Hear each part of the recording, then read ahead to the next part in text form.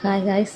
இந்த கிழங்கு இப்படி பண்ண நான் எதிர்பார்க்கவே இல்லை. பாருங்களேன், இந்த கிழங்கு வாங்கி கிட்டத்தட்ட 2 மாதத்துக்கு மேலே ஆகுது. ஆனால் கொஞ்சம் கூட அழுகவே இல்லை. அப்படியே கல் மாதிரி ஸ்ட்ராங்காகவே இருக்குது. அடுத்தது இந்த சீனி கிழங்க பாருங்களேன், அது வாங்கி கொஞ்ச நாளே முளை விட்டுருந்து. அப்போவுமே நான் சரி இருக்கட்டும் அப்படின்னு சொல்லி நான் வந்து வச்சுட்டேன். ஏன்னா நான் வந்து வாடகை வீட்டில் இருக்கிறதுனால இங்கே பூந்தொட்டிலாம் வைக்கக்கூடாது. சரி அது எவ்வளோ தூரம் முளைக்குதுன்னு பார்ப்போமே அப்படின்னு சொல்லிட்டு நான் வச்சுட்டேன். வச்சுட்டு ஊருக்கு போயிட்டு வந்து பார்க்குறேன், பார்த்தா அது இவ்வளோ தூரம் வளர்ந்துட்டே இருக்குது. பாருங்களேன், சுற்றிலும் எவ்வளோ அழகா முளை விட்டு போயிருக்குது. அது இலைய பாருங்களேன், பார்க்கும்போதே எவ்வளோ க்யூட்டாக அழகாக இருக்குது. நான் இதை இப்போ தான் ஃபஸ்ட் டைம் பார்க்குறேன். வீட்டில் கிழங்கு பூந்தொட்டிலாம் வைக்காமல் எவ்வளோ அழகாக முளைச்சிருக்குதுன்னு. உங்கள் வீட்லேயும் கிழங்கு இந்த மாதிரி முளைச்சிருக்கான்னு சொல்லி சொல்லுங்கள். ஆனால் இது எதனால முளைச்சிதுன்னு தெரில.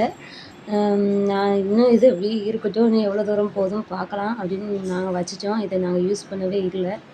பாருங்களேன் எவ்வளோ அழகாக இருக்குது. நான் மறுபடியும் இந்த 2 கிழங்கு அப்படியே எடுத்து ஓரமாக வச்சுட்டேன்.